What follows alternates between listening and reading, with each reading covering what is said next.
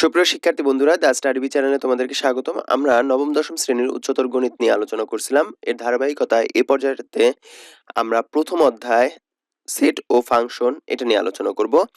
এর প্রথম পর্বে আমরা সেট এবং ফাংশনের বেসিক যে জিনিসগুলো আছে সেগুলো সম্পর্কে একটু জেনে নেব। তবে একটু বলে নিই যে এই সেট এবং ফাংশনটা করার আগে জেনারেল ম্যাথের যে 2.1 এর সেট ও ফাংশন আছে সেই অধ্যায়টা করে আসলে বেটার হয়, কারণ ওই অধ্যায়টা এবং এই অধ্যায়টা কোয়াইট সিমিলার, যার কারণে অনেক কিছু আছে, অনেক সংজ্ঞাগুলো আছে যেগুলো হচ্ছে ওখান থেকে আমরা এখানে জাস্ট কপি করছি। তো আপনারা যদি আমার জেনারেল ম্যাথের 2.1 এর ভিডিওটা দেখে থাকেন তাহলে তো আলহামদুলিল্লাহ, আর যদি না দেখে থাকেন তাহলে 2.1 এর ভিডিওটা দেখে তারপরে এই ভিডিওটা দেখলে বোধহয় বেটার হবে। তো চলুন শুরু করা যাক। প্রথমত আমাদের যে জিনিসগুলো সম্পর্কে জানতে হবে তার মধ্যে হচ্ছে সেট কি। সেট এবং ফাংশন অধ্যায়টার নাম। মূলত 1.1 হচ্ছে সেট নিয়ে আলোচনা, আর 1.2টা ফাংশন নিয়ে আলোচনা। তো সেট বলতে কি বোঝায়? আমরা কথায় কথাতে সেট শব্দটা ব্যবহার করি। এই যেমন ধরুন মোবাইল সেট বলি, আবার যেমন বলুন যে ডিনার সেট বলি, কাপের সেট বলি, ফ্রিজের সেট, গ্লাস সেট, এই ধরনের অনেক কিছু বলি। আসলে ব্যাপারটা হচ্ছে যে বইয়ের সেট বলি, গাইডের সেট। তো সেট বলতে কি বোঝায়? যে বাস্তব জগৎ এবং চিন্তা জগতের। আমি বাস্তব জগতও বলতে পারি, আবার চিন্তা জগৎ। চিন্তা জগৎ বলতে কি? আমি মনে মনে বলতেছি যে আমার অমুক অমুক অমুক অমুক বন্ধুগুলা মিলে আমরা একসাথে খাওয়া দাওয়া করবো, তাহলে একটা সেট, এক সেট বন্ধু। হুম। তো এটা হচ্ছে চিন্তা জগতের বস্তুর যে কোনো সুনির্ধারিত সংগ্রহ, যেটা সেটাকে আমরা বলতেছি সেট। যেমন মনে করেন যে এক সেট বই হতে পারে, এক সেট কলম হতে পারে, এক সেট মার্কার হতে পারে, আবার একই ধরনের মোবাইল সেট হতে পারে, অর্থাৎ মোবাইলের অনেকগুলো সেট একসাথে সমষ্টিগতভাবে। তো সেটাকে বলতেছি আমরা সেট। এই সেটকে সাধারণত বড় ইংরেজি বড় অক্ষর যেগুলো আছে A B C D X Y, এগুলো দ্বারা প্রকাশ করা হয়। আবার ছোট অক্ষর দ্বারাও A B C D X Y দ্বারাও প্রকাশ করা হয়, কিন্তু বড় এবিসিডি দ্বারা সেটকে প্রকাশ করে, আর ছোট এবিসিডি বা স্মল লেটার দিয়ে সেটের সদস্যকে প্রকাশ করা হয়।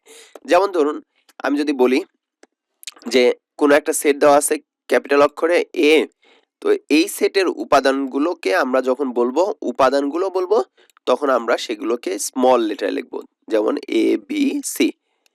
অর্থাৎ এ সেটের উপাদানগুলো হচ্ছে এবিসি। তো এই যে ক্যাপিটাল অক্ষরকে আমরা ক্যাপিটাল লেটার দ্বারা আমরা সেটকে বোঝাচ্ছি, আর স্মল লেটার দ্বারা সেই সেটের সদস্য সমূহকে বোঝাচ্ছি। এখন সেট প্রকাশের জন্য দুইটা পদ্ধতি আছে আমাদের।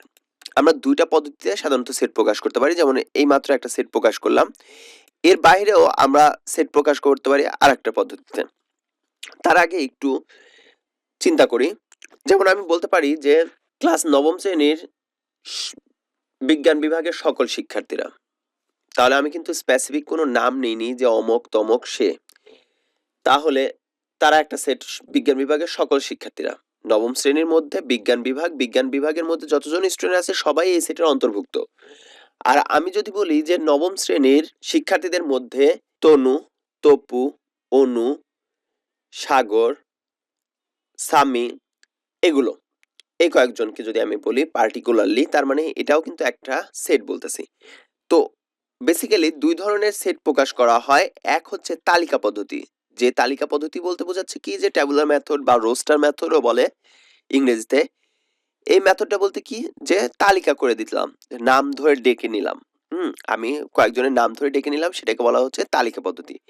আর সেট গঠন পদ্ধতি বলতে বোঝাচ্ছে কি, যে আমি একাধারে বলে দিলাম যে নবম শ্রেণীর সকল শিক্ষার্থীরা, অথবা আমি বলে দিলাম যাদের বয়স নবম শ্রেণীর মধ্যে যাদের বয়স 15 বছরের উপরে এবং 17 বছরের নিচে, তার মানে 16 বছর, তো 16 বছর বয়সী সকল শিক্ষার্থীরা। তো এই সেটটাকে বলা হয় সেট গঠন পদ্ধতি। তালিকা পদ্ধতির সংজ্ঞাটা আমরা কিভাবে বলবো? এই পদ্ধতিতে সেটের সকল উপাদান সুনির্দিষ্ট উল্লেখ করে দ্বিতীয় বন্ধনী এর মধ্যে আবদ্ধ করা হয়, অর্থাৎ তালিকাভাবে প্রকাশ করা হয়ে থাকে। আর একাধিক উপাদান থাকলে সেগুলোকে সাধারণত কমা ব্যবহার করে উপাদানগুলোকে আলাদা করা হয়ে থাকে। যেমন আমরা একটু আগেই বলছিলাম যে এ সেটের উপাদানগুলোকে আমরা প্রকাশ করছিলাম কিভাবে? স্মল লেটারে যখন প্রকাশ করছিলাম, স্মল এ, স্মল বি, স্মল সি, এর মাঝখানে কিন্তু আমরা কমা দিছিলাম, তাই না? এই যে কমাগুলো ব্যবহার করছিলাম সেগুলো মাধ্যমে আমরা এটাকে তালিকাভাবে প্রকাশ করছি। এখন দেখুন, যেমন আমরা বলতে পারি যে A set equal A B এবং B set equal 2 4 6, C set equal Tanu Tapu Anu ইত্যাদি। এরপর আসি সেট গঠন পদ্ধতি। এই পদ্ধতিতে সেটের সকল উপাদান সুনির্দিষ্টভাবে উল্লেখ না করে উপাদান নির্ধারণের জন্য সাধারণ ধর্মের উল্লেখ করা হয়ে থাকে, যে সাধারণভাবে। যেমন আমরা বললাম যে স্বাভাবিক বিজোড় সংখ্যা, এক্স হচ্ছে স্বাভাবিক বিজোড় সংখ্যা। তার মানে এই সেটের উপাদানগুলো কি কি হবে? 1 হবে, 3 হবে, 5, 7, 9, 11, 13, 15, 17, অর্থাৎ সকল বিজোড় সংখ্যাই হচ্ছে এই এ সেটের উপাদান। আবার আমরা যখন বলতেছি B equal X is two, বা এই শব্দটাকে আবার বলে মনে রাখেন যে এই শব্দটাকে ইংরেজিতে ইজ টু বলে, আর বাংলায় বলি আমরা যেন। যেন, তাহলে এক্স, যেন এক্স নবম শ্রেণীর প্রথম 5 জন শিক্ষার্থী, অর্থাৎ ক্রম অনুযায়ী 1 থেকে 5 জন শিক্ষার্থী। যদি এখানে নবম শ্রেণীর কোনো শিক্ষার্থী 1 থেকে 5 রোলের মধ্যে থাকে, কমেন্টস বক্সে কমেন্টস করে যেতে পারো। তাহলে 5 জন শিক্ষার্থী, তাদেরকে আমরা বলতেছি সেট গঠন পদ্ধতিতে প্রকাশ করতেছি। এরপর আসে সেটের কিছু সংজ্ঞা। সেট সম্পর্কে জানার জন্য আমাদেরকে কিছু সংজ্ঞা জানতে হবে, যে স্পেসিফিক্যালি কোনটাকে কি সেট বলা হয়। সার্বিক সেট, বা এটাকে আমরা ইংরেজিতে বলি ইউনিভার্সাল সেট। মহাজাগতিক সেট, সার্বিক মানে সর্ব অবস্থায় যে সেটটাকে ব্যবহার করা হয় সেটাকে বলতেছি সার্বিক সেট। নির্দিষ্ট সেটের আলোচনাধীন সকল সেটের সেটকে আমি বলছি আবার, দেখুন, সকল সেটের সেটকে সার্বিক সেট বলা হয়। অর্থাৎ আমরা উদাহরণে আসব, এই সার্বিক সেটটাকে ইউ বা এস দ্বারা প্রকাশ করা হয়ে থাকে। ইউ বলতে universal set, that's why U দ্বারা প্রকাশ করা হয়ে থাকে। ম্যাক্সিমাম ক্ষেত্রে ইউ দ্বারা প্রকাশ করা হয়ে থাকে, কিছু কিছু ক্ষেত্রে এস দ্বারাও প্রকাশ করা হয়ে থাকে। যেমন আমরা যদি বলি যে এ সেটের উপাদান আছে এক্স এবং ওয়াই, বি সেটের উপাদান আছে এক্স, ওয়াই এবং জেড। এর একটু অর্থাৎ এ সেটটা হচ্ছে বি সেটের একটা উপসেট। এখন বি সেটকে এ সেটের সাপেক্ষে সার্বিক সেট বলবো, অর্থাৎ যেটাকে আমি বলতেছি মাতৃ সেট, অর্থাৎ যেটার মধ্যে সবগুলো উপাদান আছে সেটাকে আমি বলতেছি কি সার্বিক সেট। অর্থাৎ এখানে এর মধ্যে আছে এক্স ওয়াই, বি এর মধ্যে এক্স ওয়াই জেড। এখন এখানে আমরা এ এর সাপেক্ষে হচ্ছে বি হচ্ছে সার্বিক সেট, বিটাকেই সার্বিক সেট। কিন্তু আমি যদি বলি এ এবং বি এর সাপেক্ষে সার্বিক সেট কি হবে, তখনও কিন্তু এক্স ওয়াই জেডই হবে।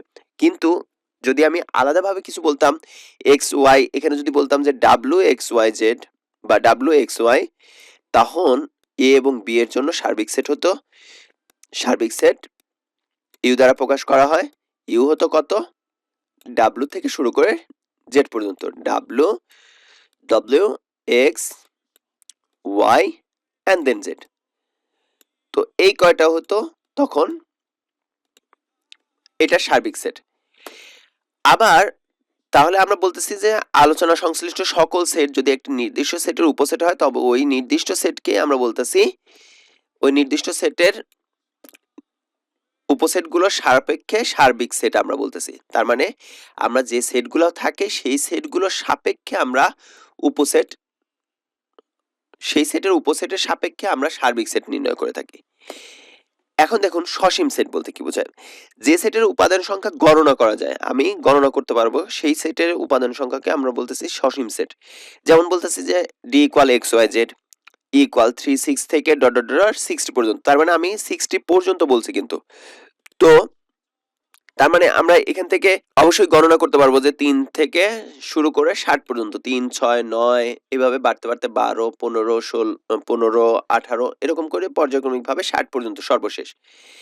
আবার এক্স বলতেছি এক্স মৌলিক সংখ্যা এবং এক্স এর মানটা কি 30 থেকে বড় কিন্তু 70 থেকে ছোট। তার মানে আমরা গণনা করতে পারতেছি যে 30 থেকে বড় শুরু করে 70 এর মধ্যেই নির্দিষ্ট। কিন্তু যখন আমরা অসীম সেটের বেলাতে যাব, তখন আমরা কি বলতেছি 1 2 3 4 ডট ডট ডট ডট এভাবে চলতেই থাকতেছে। তার মানে এটা কিন্তু নির্দিষ্ট নাই যে কত দূর পর্যন্ত গিয়ে আমি থেমে যাব। এখানে যদি আমি লাস্টলি 40ও বলতাম তাহলে কিন্তু সেটা সসীম সেট হয়ে যেত, কিন্তু লাস্ট যখন ওয়ার্ডটা আমি বলতেছি না তখন সেটা হচ্ছে অসীম। ঠিক একইভাবে বিজোড় স্বাভাবিক সংখ্যা বা জোড় স্বাভাবিক সংখ্যা, তার মানে এগুলো হচ্ছে অসীম সেট, ইনফিনিট। তো আমরা ইনফিনিট সেটের সংজ্ঞাটা কিভাবে দেব? যে সেটের উপাদান সংখ্যা গণনা করে নির্ধারণ করা যায় না, একে বলা হচ্ছে অসীম সেট। এরপর আসি উপসেট বা সাবসেট বলা হয়ে থাকে। আমি অনেক সময় বাংলাতে উপসেট বলবো বা ইংরেজিতে সাবসেট বলবো, আপনারা একটু বুঝে নেবেন please. A equal 1 2 3 4, B equal 1 2 3, C equal 1 2 3 4। Set তিনটি বিবেচনা করলে দেখা যায় যে বি সেটের প্রতিটি উপাদান, বি সেটের কি কি উপাদান আছে 1 2 3, আবার সি সেটের উপাদান 1 2 3 4, বা একটা বাদও দিতে পারেন যে 2 3 4, 2 3 4 এ সেটে বিদ্যমান, সুতরাং বি সেটকে এ সেটের উপসেট বলা হয়ে থাকে। অর্থাৎ যে সেটটাকে মাতৃসেট সেই সেটের সাপেক্ষে উপসেট বলা হয়ে থাকে। অর্থাৎ ইউনিভার্সাল সেটের সাপেক্ষে অন্যান্য যে সেটগুলো আছে সেগুলোকে আমরা উপসেট বলতেছি। ইউনিভার্সাল সেট অর্থাৎ সার্বিক সেটের সাপেক্ষে যেটা হচ্ছে তার চাইতে কম সংখ্যা আছে সেটাকে বলতেছি আমরা উপসেট। এখন দেখুন, এ ইকুয়াল যদি আমি এ বি বলি, এ সেটের উপাদানগুলো কি কি, তাহলে এ বি, এ এবং বি, এই তিনটাই কিন্তু হচ্ছে এই এ সেটের উপসেট হবে। কিন্তু এর বাইরে যদি আমি এখান থেকে বলতাম যে সি আছে, তাহলে সিটা কি এ সেটের উপসেট হতো? কখনোই হতো না। আবার কোনো উপাদান যদি না নিয়ে ফাঁকা সেটও গঠন করা হয়, ফাঁকা সেটটাও একটা কিন্তু সেট, ফাঁকা সেটও হচ্ছে এক ধরনের সেট। এখন এখানে গঠিত আছে যে এ বি এবং ফাঁকা সেট প্রত্যেকটাই হচ্ছে এ সেটের এক একটা উপসেট। অর্থাৎ এই এ সেটের উপসেটগুলো কি কি যদি আমরা ফাইন্ড আউট করতে চাইতাম, তাহলে এ বি হচ্ছে একটা উপসেট, এ হচ্ছে একটা উপসেট, বি আর একটা উপসেট, আবার ফাঁকা সেটও উপসেট। এখান থেকে আমরা একটা সংজ্ঞা পাচ্ছি যে সকল ফাঁকা সেটই, অর্থাৎ ফাঁকা সেট সকল সেটেরই উপসেট। এই জিনিসটা আমাদেরকে মাথায় রাখতে হবে। প্রকৃত উপসেট বা প্রপার সাবসেট বলতে কি বোঝায়? এ সেটের প্রত্যেক উপাদান যদি বি সেটে বিদ্যমান থাকে, এ সেটের সবগুলো উপাদান যদি বি সেটে থাকে এবং বি সেটে অন্তত একটা উপাদান থাকে যা এ সেটে নাই, অর্থাৎ এ সেটের মধ্যে যে উপাদানগুলো আছে সেটা বি সেটের মধ্যেও আছে, কিন্তু বি সেটে এমন একটা উপাদান আছে যেটা এ সেটের মধ্যে নাই। যেমন আমরা ধর্মের বেলাতে বলে থাকি যে প্রত্যেক রাসূলই নবী, কিন্তু প্রত্যেক নবী রাসূল না। কেন? রাসূলের মধ্যে নবীত্ব আছে, নবী আছে, কিন্তু নবীর মধ্যে কিন্তু রাসূল নাই। অর্থাৎ নবীর মধ্যে যে সব নবীর মধ্যে রাসূল থাকতে হবে এরকম না, রাসূল হননি। আচ্ছা, তো প্রকৃত উপসেট বলতে কি বোঝাচ্ছে, এই একটু মনে রাখুন যে প্রকৃত উপসেট হবে এই রাসূল, রাসূল সম্পর্কে যেটা বলতেছি তারা, যার ভিতরে নবীত্ব অর্থাৎ নবুয়াত প্রাপ্তি হয়েছেন এবং তিনি রাসূল। আর যেটা শুধু নবীর কথা বলতেছি, সকল নবীকে বলতেছি, তখন সেইগুলো কিন্তু প্রকৃত উপসেটের মধ্যে পড়তেছে না। প্রকৃত উপসেট রাসূল, আর প্রকৃত উপসেটের বাইরে যেটা আছে সেটা শুধুমাত্র সেট, উপসেট, তাকে আমরা বলতেছি শুধু উপসেট। প্রকৃত উপসেট না, শুধু উপসেট। আর রাসূল প্রকৃত উপসেট। আই থিংক আমি বোঝানোর জন্য এই উদাহরণটা দিলাম, জানি না কতটুকু বোঝাতে পারছি। ফাঁকা সেট বলতে কি বোঝায়? এমটি সেট, যে সেটের উপাদান সংখ্যা শূন্য বা কোনো উপাদান নেই, যে সেটের ভিতরে কোনো ধরনের কোনো উপাদান নেই, তাকে আমরা বলতেছি ফাঁকা সেট। এই সেটকে দুইটা সেকেন্ড ব্র্যাকেট দিয়ে মাঝখানে ফাঁকা রেখেও প্রকাশ করা যায়, আবার শুধুমাত্র এই যে অর চিহ্ন দিয়ে, এটা এমটি চিহ্ন দিয়েও আমরা এটাকে প্রকাশ করতে পারি। তো এটাও হচ্ছে ফাঁকা সেটের চিহ্ন। অনেকে করে কি এই জায়গাটাতে একটা ভুল করে থাকে যে ফাঁকা সেট, এই মাঝখানে ফাঁকা সেট দিয়ে দুই পাশে ব্র্যাকেট দেয়, তখন কিন্তু এটা কিন্তু আর ফাঁকা সেট থাকতেছে না, এটা একটা সেট হয়ে যাচ্ছে, এটা ফাঁকা সেটের সেট। তাই আমরা হয় সেকেন্ড ব্র্যাকেট দেব ফাঁকা সেট বোঝাতে, অথবা শুধুমাত্র এই জিনিসটা দিয়ে দেবো, তাতে করে আমরা বুঝতে পারবো যে এটা হচ্ছে ফাঁকা সেট। যেমন ধরুন, আমি যদি হলিক্রস স্কুলের কথা বলি, এক্ষেত্রে আমার একটা জোকস খুব ভালো মনে পড়ে। বাসে করে যাচ্ছে, তো একটা ছেলেকে বলছে যে আপনি কোন হাফ ভাড়া দিচ্ছেন, কোন কলেজে পড়েন? বলছে হলিক্রস কলেজে। সো হেল্পারও স্বাভাবিকভাবে কিছুই মনে করে নাই, কিন্তু পাশে যে আছে সে ফিক ফিক করে হাসতেছে যে হলিক্রস কলেজ তো হচ্ছে মেয়েদের কলেজ। তো ব্যাপারটা হচ্ছে যে যখন আমি বলতেছি হলিক্রস স্কুলের তিনজন ছাত্রের সেট, হলিক্রস স্কুলে তো কোনো ছাত্রই নাই, তার মানে এখানে তিনজন ছাত্রের সেটটা হচ্ছে ফাঁকা সেট, এখানে কোনো সেটই থাকবে না। আবার আমি বলতেছি কি x element of natural number, 10 থেকে বড় 11 থেকে ছোট, ন্যাচারাল নাম্বার বলছি। ন্যাচারাল নাম্বার বলতে কি বোঝায়? স্বাভাবিক সংখ্যা, অস্বাভাবিক না। অস্বাভাবিক বলতে ভগ্নাংশ, রুট ওভার যেগুলো দশমিক আসবে সেই ধরনের সংখ্যা। আমি বলতেছি 10 থেকে বড় এবং 11 থেকে ছোট স্বাভাবিক সংখ্যা। তো 10 থেকে বড় এবং 11 থেকে ছোটর মধ্যে তো কোনো স্বাভাবিক সংখ্যা নাই। কিন্তু আমি যদি এখানে জেড বলতাম তখন কিন্তু হতো যে এর ভিতরে অনেকগুলো সেট আছে। এখন 10 থেকে বড় 11 থেকে ছোট কোনো সেট নেই, তার মানে সেটা হচ্ছে ফাঁকা set. X element of N, x মৌলিক সংখ্যা। আমি যখন বলতেছি এক্স মৌলিক সংখ্যা, কিন্তু আবার বলতেছি কি 23 থেকে বড় 29 থেকে ছোট। 23 থেকে বড় হতে হবে, আবার 29 থেকে ছোট হতে হবে, এর মধ্যে তো কোনো মৌলিক সংখ্যাই নাই, কেননা 25 মৌলিক সংখ্যা না, 27ও মৌলিক সংখ্যা না, তো মৌলিক সংখ্যা না, তার মানে এটাও কি হবে, ফাঁকা সেট। এরপর আসুন সেটের সমতা বা ইকুয়ালিটি বা ইকুইভ্যালেন্ট সেট কোনটা সেটা আমরা যদি একটু দেখি। দুটি সেটের উপাদান যদি একই হয়, অর্থাৎ একটা সেটে এ সেটে যতগুলো উপাদান এবং যেভাবে আছে বি সেটেও ততগুলোই উপাদান এবং সেভাবেই যদি থাকে, তাহলে আমরা তাকে বলতেছি সেটের সমতা। যেমন আমাদের এখানে উল্লেখ আছে এ সেটে দেওয়া আছে 357, বি সেটে 537, অর্থাৎ 5, 3 এবং 7 এই তিনটা উপাদানই কিন্তু আবার এখানেও আছে 357। তখন আমরা বলতেছি কি যে এই দুইটা সেট এ এবং বি সেট সমান। তখন এটা প্রমাণ করার জন্য, সেটের সমতা প্রমাণ করার জন্য আমাদেরকে আগে বলতে হবে যে A subset of B subset equal of B আর B subset equal of A, অর্থাৎ এ এর সকল উপাদান বি এর মধ্যে আছে, আবার বি এর সকল উপাদান এর মধ্যে আছে। যখন এই দুইটা শর্তটা পূর্ণ করবে তখন আমরা বলতে পারবো যে এ ইকুয়াল বি, আদারওয়াইজ কিন্তু আমরা বলতে পারবো না যে এ ইকুয়াল বি। সেটের অন্তর ডিফারেন্স অফ সেট, কোন সেট থেকে যদি অন্য একটা সেটকে বাদ দিলে যে সেট গঠিত হবে সেটাকে আমরা বলতেছি বাদ সেট বা ইন্টারসেকশন বা সেট সেট। সেটের অন্তর যেটা সেট সেটাতে আমরা পরে আসতেছি। এ বাই বি বা এ বাদ বি সেট বলা হয়ে থাকে এভাবে, এটা পড়তে গেলে এ বাদ বি বা এ বাই বি এভাবে পড়া হয়ে থাকে। বি এর সকল উপাদান বর্জন করে এ এর অন্য উপাদান নিয়ে যখন আমরা এ বাই বি গঠন করা হয়, যেমন মনে করি যে 1 2 3 4 5 এবং বি হচ্ছে 3 5।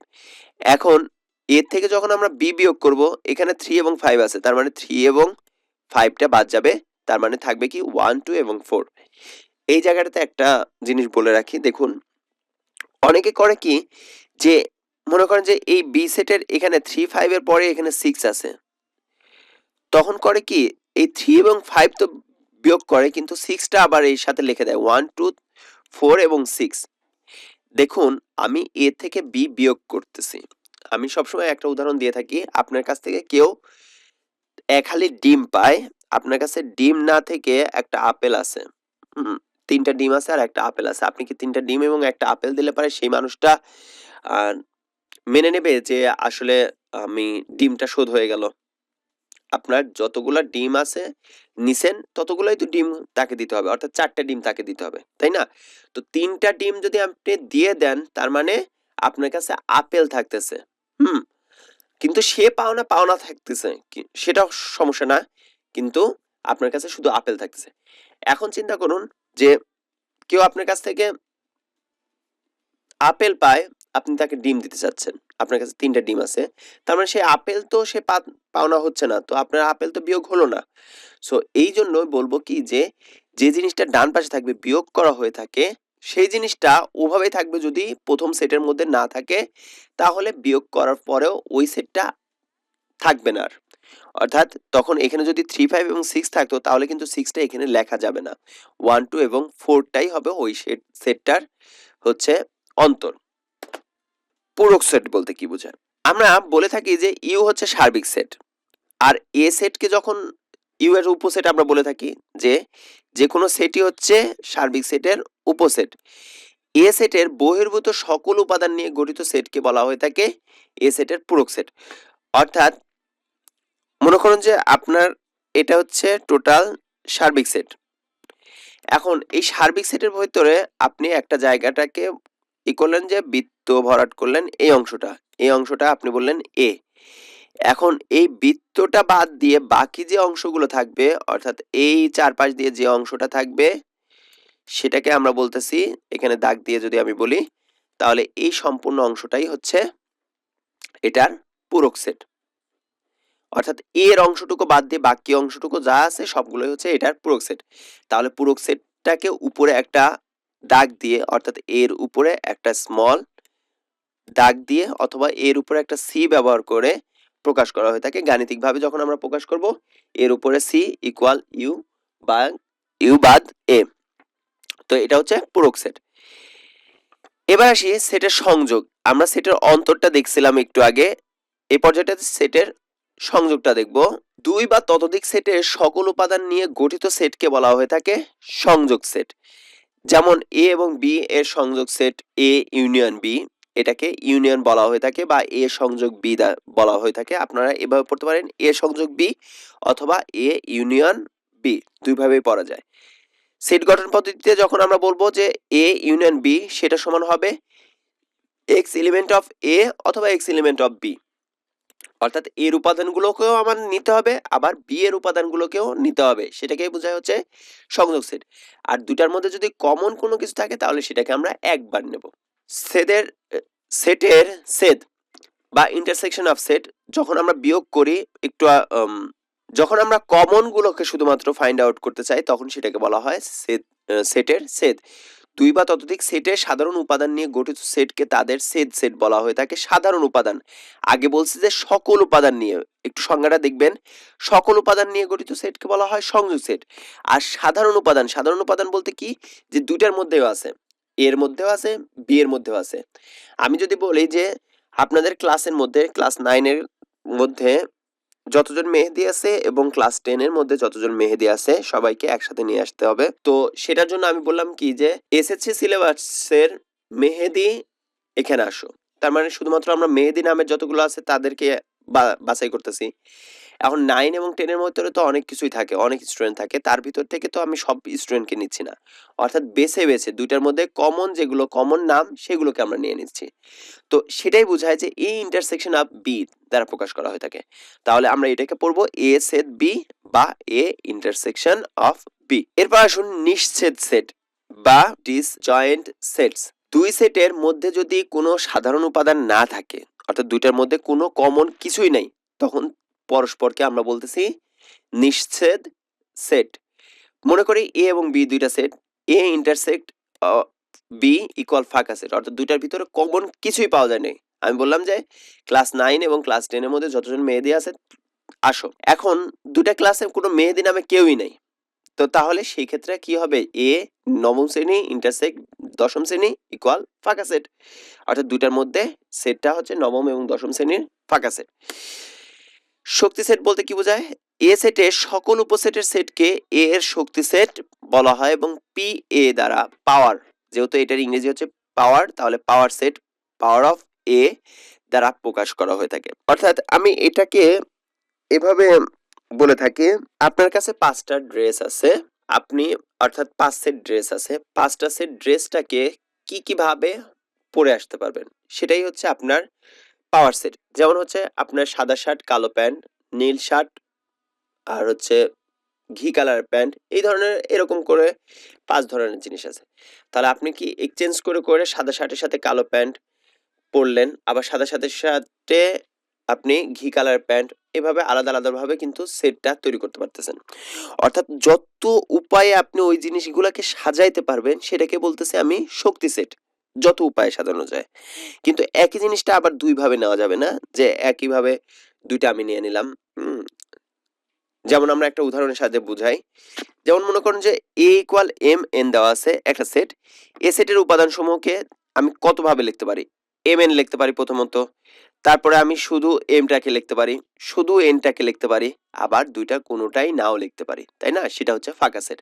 অর্থাৎ আপনি শুধু একদিন সাদা শার্ট পরে যেতে পারেন, বা শুধু কালো প্যান্ট পরে গেলেন, শুধু কালো প্যান্ট পরে আছেন তাহলে একটা হতে পারে, শুধু সাদা শার্ট পরে আছেন হতে পারে, অথবা দুইটা কাপড়ের মধ্যে কোনোটাই নাই আপনার, তো তাহলে সেটাও কিন্তু ফাঁকা সেটের মধ্যে পড়তেছে। তাহলে এ সেটের মধ্যে উপাদানগুলোর মধ্যে সেই ফাঁকা সেটগুলোর মধ্যে ফাঁকা সেটটা হচ্ছে সেই সেটের উপাদান। এখানে উপসেট সমূহের সেট এম এন এবং ফাঁকা সেটকে এ সেটের শক্তি সেট বলা হয়ে থাকে এবং এ সেটের শক্তি সেটকে আমরা পাওয়ার অফ এ দ্বারা প্রকাশ করি। সুতরাং কোন সেটের সকল উপসেট দ্বারা গঠিত সেটকে আমরা বলতেছি ওই সেটের শক্তি সেট। এরপর আসি ক্রোমোজোর বলতে কি বোঝায়। ক্রোমোজোরটা যদিও জেনারেল ম্যাথটাতে দরকার, এখানে দরকার নাই ওইভাবে, তারপর বলতেছি একজোড়া উপাদানের মধ্যে কোনটি প্রথম অবস্থানে আর কোনটি দ্বিতীয় অবস্থানে থাকবে তা নির্দিষ্ট করে যদি জোড়া আকারে প্রকাশ করা হয় তাকে আমরা বলি ক্রোমোজোর। যেমন মনে করুন যে এক্স কমা ওয়াই ইকুয়াল এ কমা বি যদি বলি, তাহলে সেক্ষেত্রে আমরা ক্রোমোজোরের নিয়ম অনুযায়ী আমরা বলবো এক্স ইকুয়াল এ আর ওয়াই ইকুয়াল বি। চিত্রটা দেখে আমরা বুঝতে পারতেছি ভেন চিত্র নিয়ে কথা বলবো।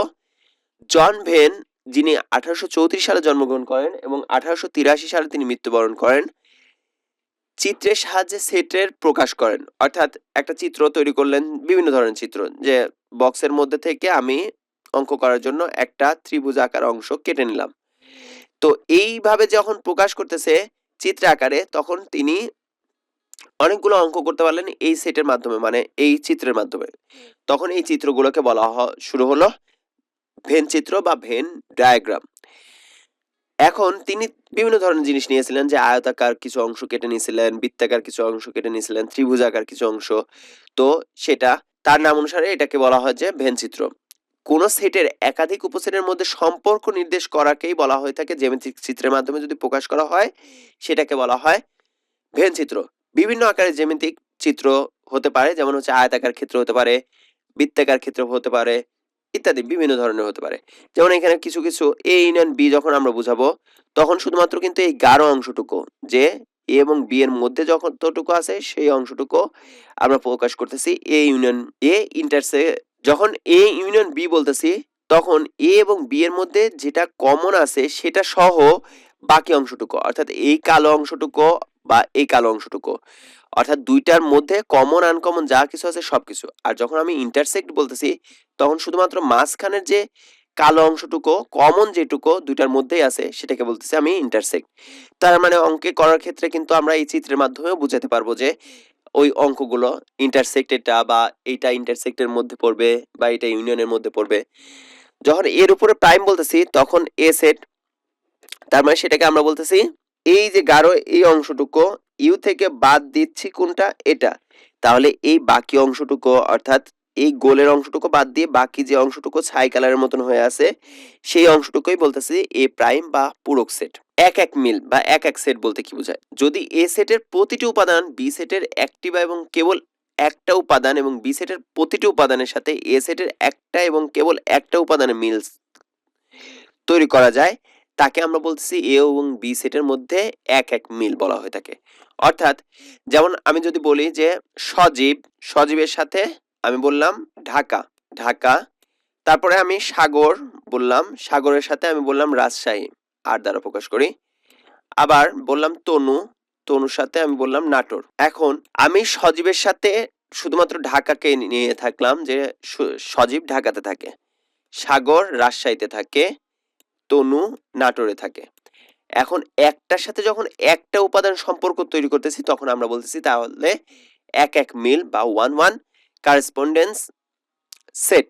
সমতুল সেট বা ইকুইভ্যালেন্ট সেট, যে কোনো সেট এ এবং বি এর মধ্যে থেকে যদি একটা মিল বর্ণনা করা যায় তবে তাকে বলা হয় সমতুল সেট, অর্থাৎ এ ইকুইভ্যালেন্ট টু বি সেট বলা হয়ে থাকে। অর্থাৎ এই যে আমরা একটু আগে বর্ণনা করছিলাম তিনটা জিনিস, তো এর ভিতর থেকে যদি আমি এটা প্রথমগুলো কি নামের সেট, নেম, আর পরেরগুলো কি প্লেসের সেট। এখন এই নেম এবং প্লেসের মধ্যে যদি আমি একটা অন্তত এক এক মিল খুঁজে পাই, তাহলে সেটাকে বলা হচ্ছে এই দুইটা, অর্থাৎ নেম এবং স্থানকে অর্থাৎ প্লেসকে বলা হচ্ছে সমতুল বা ইকুইভ্যালেন্ট সেট। সেট প্রকাশের কিছু প্রতীক আছে, সেই প্রতীকগুলো একটু আমাদেরকে দেখে নিতে হবে। যেমন হচ্ছে ইউনিয়ন, এটাকে আমরা বলি সংযোগ বাংলায়। ইন্টারসেকশন, যেটাকে আমরা বলি ছেদ, উদাহরণস্বরূপ A union B, A intersect B. এটাকে বলা হয় প্রপার সাবসেট বা প্রকৃত উপসেট। আর এইটাকে এই যে নিচে যখন আমরা একটা দাগ দিয়ে দেব, তখন তাকে বোঝায় হচ্ছে সাবসেট বা উপসেট। যখন এই নিচে দাগ অবস্থাতে আমরা এটাকে কেটে দেব, তখন বলবো যে নট সাবসেট, উপসেট নয়। আর যখন এলিমেন্ট বা এটাকে বলি বিলংস টু, উপাদান বা সদস্য বলি, নট বিলংস টু, যখন আমরা এটাকে কেটে দেবো তাহলে নট বিলংস টু বা ইয়াতে অন্তর্ভুক্ত নয় বা এর সদস্য নয়, এটা আমরা প্রকাশ করি। নাল সেট বা ফাঁকা সেট, এমপ্টি সেট বলে থাকি এটাকে। এই উপরে একটা দাগ দেওয়াকে প্রাইম বা পূরক সেট বলা হয়ে থাকে। আর এই যে ডটটা সাজ দ্যাট বা যেন, ইস্টুও বলা যায়। ইস্টুটা হচ্ছে একটু, যদিও আমি ইস্টু বলি, গোল দিয়ে একটু গোল থাকবে। দুইটার মধ্যে পার্থক্য আছে। এটার উচ্চারণ বাংলা বর্ণমালায় হ, কিন্তু দুইটা যখন ডট দিচ্ছি তখন তার কোনো উচ্চারণ হচ্ছে না। এটাকে বলা হচ্ছে সাজ দ্যাট। এই পর্যায়টাতে আমরা সেটের সূত্রগুলো নিয়ে আলোচনা করব। যদি আমি সূত্রগুলো নিয়ে আলোচনা করি, এ এবং বি শান্ত সেট হলে n of A union B যখন বলবো, দুইটার মধ্যে ইউনিয়ন যখন বলবো, তখন সেগুলো হবে n of A plus n of B minus n of A intersect B. এই সূত্রগুলো জাস্ট একটু মনে রাখুন, আমরা অঙ্ক করানোর ক্ষেত্রে আপনাদেরকে বোঝানো মানে বুঝিয়ে দেবো ইনশাল্লাহ। এ বি সি নিশ্চিত সেট হলে সেক্ষেত্রে n of A union B, তাহলে এ, যখন বলতেছি এ বি সি নিশ্চিত সেট, তো এ এবং বি এর মধ্যে তো আমরা বললাম যে যদি নিশ্চিত সেট হয়ে থাকে তার মানে কি ইন্টারসেক্টের যে মানটা সেটা হচ্ছে 0, তার ভিতরে কোনো উপাদান থাকবে না, অর্থাৎ এ এবং বি এর মধ্যে কোনো কমন জিনিস নাই। তখন কার ক্ষেত্রে সূত্র হচ্ছে n of A plus n of B. আবার ঠিক একইভাবে এ বি এবং সি তিনটার মধ্যেই কোনোটাই মিল নাই, কারোর ভিতরে কোনো সংখ্যা মিল নাই, তখন n of A union B union C এর সূত্র হবে n of A plus n of B plus n of C. কেন? এরপরে আরেকটা জিনিস হতো n of A intersect B intersect C. যেহেতু A intersect B intersect C বলতে কোনো কিছু নাই, যেহেতু তাদের মধ্যে কোনো কমন নাই, তার কারণে এই অংশটা টোটালটা 0, আর 0 লেখার কোনো প্রয়োজন নাই, যার কারণে এই সূত্রটা এরকম আসে। এ এবং বি, এ বি এবং সি যদি যে কোনো সেটের জন্য যদি হয়ে থাকে, সাধারণ সেটের জন্য, আগে ছিল নিশ্চিত সেটের জন্য, এখন আমরা বলতেছি যে কোনো সেটের জন্য, সেই ক্ষেত্রে সূত্রটা কি হবে? N of A union B union C যদি হয়, তাহলে সেই ক্ষেত্রে সূত্র n of A plus n of B plus n of C minus n of A intersect B minus n of B intersect C minus n of C intersect A বা A intersect C, যে একটা বলতে পারি, plus n of A intersect B intersect C. এখন যখন আমরা নিশ্চিত set বলছিলাম তখন সূত্রটা এটা হয়ে গেছিল। কেন? যেহেতু নিশ্চিত সেট তিনটার মধ্যে কোনোটাই কমন নাই, তার মানে এটার মানও 0, এটার মানও 0, এটার মানও 0, এটার মানও 0, সো প্রয়োজন নাই, শুধুমাত্র এই তিনটা যদি নিশ্চিত সেট হয়ে থাকে। আবার বলছি, এন অফ এ সাধারণভাবে যদি আমি পূরক সেটের ক্ষেত্রে বলি, তাহলে পূরক সেটের ক্ষেত্রে n of A equal n of U সার্বিক set minus n of A. তো এই ছিল প্রথম পর্যায়টাতে বেসিক আলোচনা। এর চাইতেও ভালো মতন আমি বোঝানোর চেষ্টা করছি সাধারণ গণিতের সেট এবং ফাংশনের 2.1টা। প্লিজ ওই ভিডিওটা দেখে এসে এই ভিডিওটা দেখবেন, ওখানে দেখলেও ওখানকার প্রথম অংশটুকু এটার প্রথম অংশ কোয়াইট সিমিলার। তো এই ছিল, পরবর্তী অংশটাতে আমরা আমাদের অঙ্কগুলো নিয়ে আলোচনা করব। ধন্যবাদ সবাইকে।